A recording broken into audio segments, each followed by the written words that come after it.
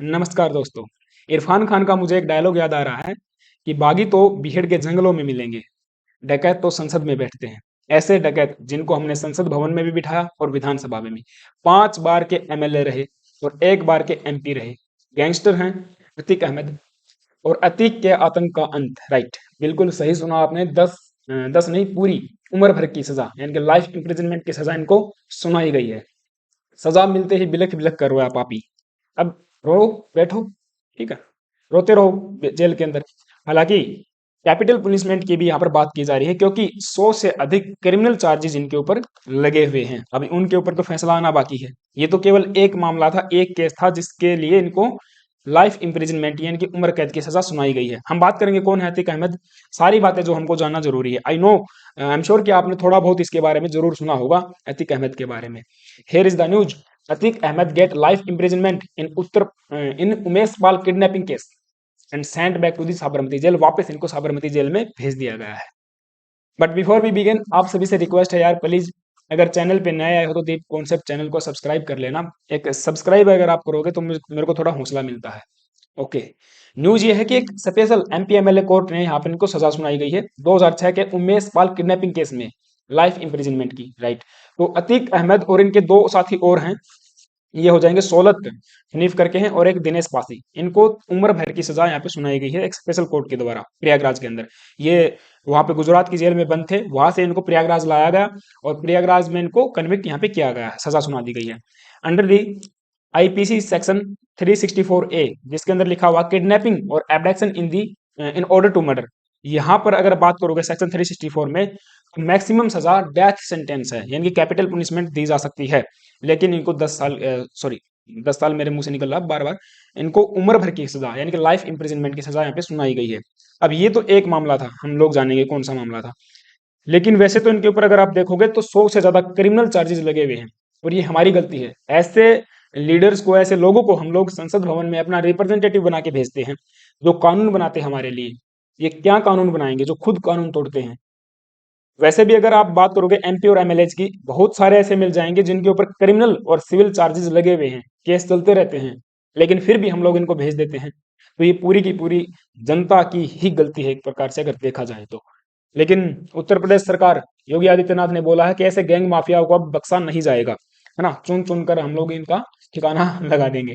तो अतीक अहमद का जन्म हुआ था 1962 में। इंडियन गैंगस्टर हैं, पॉलिटिशियन हैं और इंडियन पार्लियामेंट के अंदर यानी कि एमपी रह चुके हैं। साथ ही साथ उत्तर प्रदेश विधानसभा के अंदर समाजवादी पार्टी से 5 बार के एमएलए भी रह चुके हैं।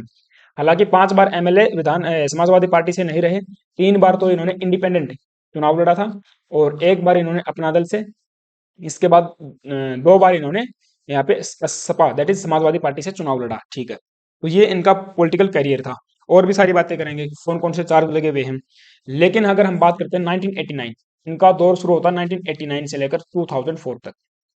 ये 15 साल इनके जीवन के बहुत महत्वपूर्ण थे। यहाँ पर इन्होंने चुनाव लड़े, जीते। 5 बार चुनाव लड़ा, जीता, है ना। 15 साल ये हो जाएंगे।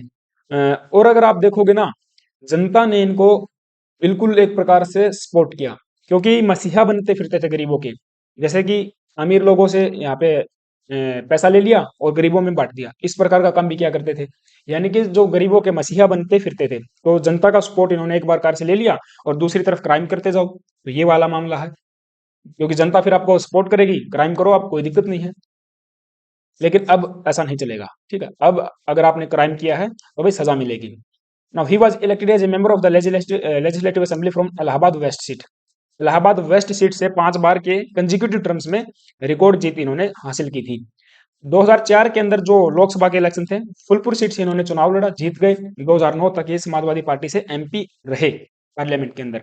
यानी कि देखो, अब 2002 के अंदर चुनाव हुए थे, 2002 में ये एमएलए बने।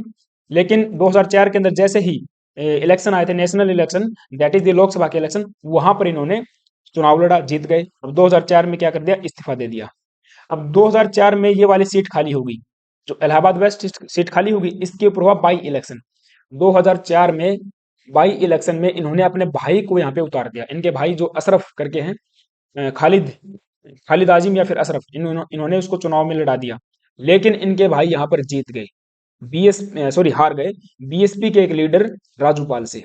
ठीक है, बीएसपी के नेता थे, एमएलए बने यहाँ पे राजूपाल, और इसी खुंदक में इन्होंने राजूपाल की डेथ करवा दी, इनकी हत्या करवा दी, बड़ी बर्बरता से इनकी हत्या करवाई थी राजूपाल की। तो इस मामले में इनके ऊपर चार्जेस लगे, केस लगा, ठीक है। अब उमेश पाल कौन है?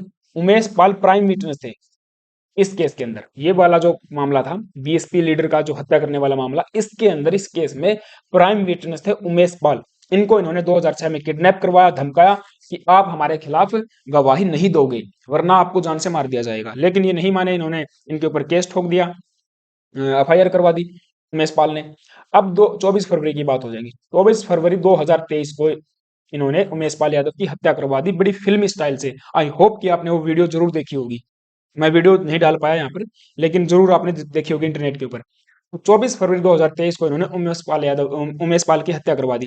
अब इस मामले में, किडनैपिंग और हत्या के मामले में, इनको उम्र भर की सजा सुनाई गई है। और वैसे तो अगर आप देखोगे बहुत सारे चार्जेस अभी पेंडिंग है। तो लाइफ इंप्रिजनमेंट या फिर हम कह सकते हैं कि कैपिटल पनिशमेंट भी यहाँ पे डिमांड की जा रही है कि इनको दी जानी चाहिए, यानी कि डेथ पेनल्टी से कम तो क्या मिले, क्योंकि इतना बड़ा गैंगस्टर, इतने बड़े कांड इन्होंने किए हैं। अब अगर आप देखोगे 1999 से लेकर 2003 तक अपना दल जो पार्टी है, एक क्षेत्रीय पार्टी है उत्तर प्रदेश में, इसके प्रेसिडेंट रहे। 100 से ज्यादा मैंने बताया क्रिमिनल चार्जेस हैं। 2019 से, जून 2019 से जेल के अंदर बंद थे। और इन्होंने ये वाले बात जो है ये जो चार्ज इनके ऊपर आगे बात करेंगे इसमें। अब देखिए 2009 का इलेक्शन हुआ, 2009 का इलेक्शन हुआ, 2005 के अंदर कांड हो गया। समाजवादी पार्टी ने इनसे किनारा करना शुरू कर दिया कि भाई ये तो हमारे लिए खतरा साबित हो सकता है। अगर आप देखोगे एक प्रकार से, तो 2005 के अंदर कांड हुआ था, 2008 के अंदर पार्टी ने इनको निकाल दिया, पार्टी ने एक्सपेल कर दिया। मायावती से टिकट मांगी, लेकिन मायावती ने भी यहाँ पे रिफ्यूज कर दिया टिकट देने के लिए अंडर बीएसपी।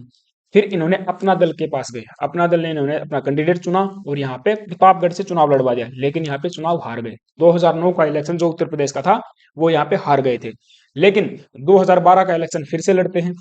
2012 का इलेक्शन भी कहां से लड़ते हैं? अपना दल पार्टी से ही लड़ते हैं। कहां से लड़े इस बार? इलाहाबाद वेस्ट सीट से लड़े। लेकिन ये वाला चुनाव भी ये हार जाते हैं। किससे? पूजा पाल से। अब ये पूजा पाल कौन है? ये राजू पाल की वाइफ हो जाएंगी। राजू पाल जिनकी हत्या कर दी गई थी, यानी कि बीएसपी के लीडर, उनकी पत्नी बीएसपी से यहाँ पे चुनाव जीत जाती हैं 2012 के इलेक्शन के अंदर। हालांकि जेल में बंद थे उस टाइम पे, लेकिन एक 11th जज, यानी कि 10 जज थे जिन्होंने यहाँ पे इनके इनके केस को सुनने से ही मना कर दिया। लेकिन एक 11वें जज आए, उन्होंने फाइनली इनको छोड़ दिया कि कोई दिक्कत नहीं, आप जाके इलेक्शन लड़ सकते हो। अब ये भी तो बात हो जाती है, ठीक है। फिर 2014 का इलेक्शन हुआ। 2014 के अंदर भी इन्होंने, समाजवादी पार्टी से टिकट मिल गई। अब समाजवादी पार्टी ने इस बार फिर से इनको टिकट दे दी 2014 के अंदर, और श्रावस्ती लोकसभा से इन्होंने चुनाव लड़ा। लेकिन यहाँ पर बीजेपी के एमपी से हार जाते हैं, मदन मिश्रा से। ददन ददन मिश्रा से यहाँ पे हार जाते हैं 2014 के अंदर। तो ये इस प्रकार से पॉलिटिकल कैरियर था इनका। हालांकि 1989 में, मैंने बताया 1989 से इनकी शुरुआत होती है और 2004 तक तो ये एमपी रहते हैं, एमएलए एमएलए रहते हैं, और फिर 2004 से लेकर 2009 तक एमपी रहते हैं, ठीक है। ये इनका पॉलिटिकल कैरियर था। और बहुत सारे चार्ज, बहुत सारे गुंडागर्दी, बहुत सारे डेथ केसेस इनके ऊपर लगे हुए हैं। आतंक था पूरा उत्तर प्रदेश में इनका, एक प्रकार से अगर आप देखोगे। कुछ क्रिमिनल केस जो इंपॉर्टेंट है, जैसे कि ये वाला केस है जो Sam Higginbottom, university of the agriculture and technology and science, इसकी यूनिवर्सिटी के स्टाफ को यहाँ पे असोल्ट किया गया। इन्होंने 14 दिसंबर 2016 को असोल्ट किया। इस मामले में इनके ऊपर एफआईआर हुई। 15 दिसंबर को इनको धर दबोचा। 15 दिसंबर 2016 को इनको जेल में डाल दिया गया, लेकिन यहाँ पे छूट जाते हैं। फिर 2017 में फिर से जेल में गए।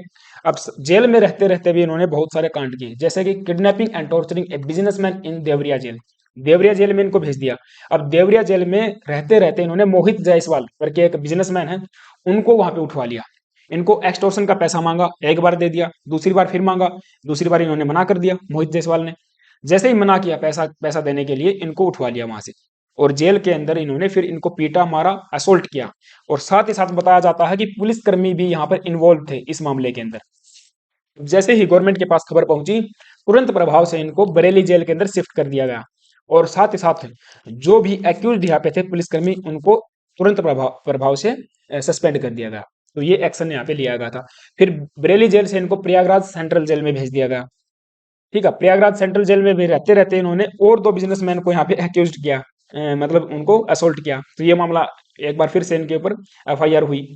यानी कि जेल में रहते रहते भी कई एफआईआर होती रही इनके ऊपर। जेल में भी इनका आतंक राज चलता था। फिर प्रयागराज जेल से इनको कहाँ पे भेजा? जून 2019 में इनको साबरमती जेल के अंदर भेज दिया, अहमदाबाद के अंदर। अब वहां से इनको वापस लाया गया था प्रयागराज में, और प्रयागराज में ये वाली सजा इनको सुनाई गई है। तो वापस फिर कहाँ पे भेज दिया? साबरमती जेल के अंदर भेज दिया। तो ये मामला है। और उमेश पाल मर्डर केस तो आपको पता ही है, 24 फरवरी 2023 को इन्होंने उमेश पाल की हत्या करवा दी थी। ये मैन एक्यूज्ड है, राजूपाल और इनके भाई जो है मैन एक्यूज्ड है, और भी बहुत सारे लोग शामिल है इसके अंदर। यस, ठीक है। तो ये बात हो जाएगी। ये पूरा मामला था इनका। बहुजन समाज पार्टी के जो राजूपाल हैं, इनकी हत्या कर दी थी 2005 के अंदर। उस मामले में उमेश पाल क्या थे? यहाँ पे प्राइम विटनेस थे, और इनकी हत्या भी करवा दी। बहुत सारे डेथ के चार्जेस भी इनके ऊपर लगे हुए हैं। ये था अतीक अहमद। अब देखो इस टाइप के लोग हैं।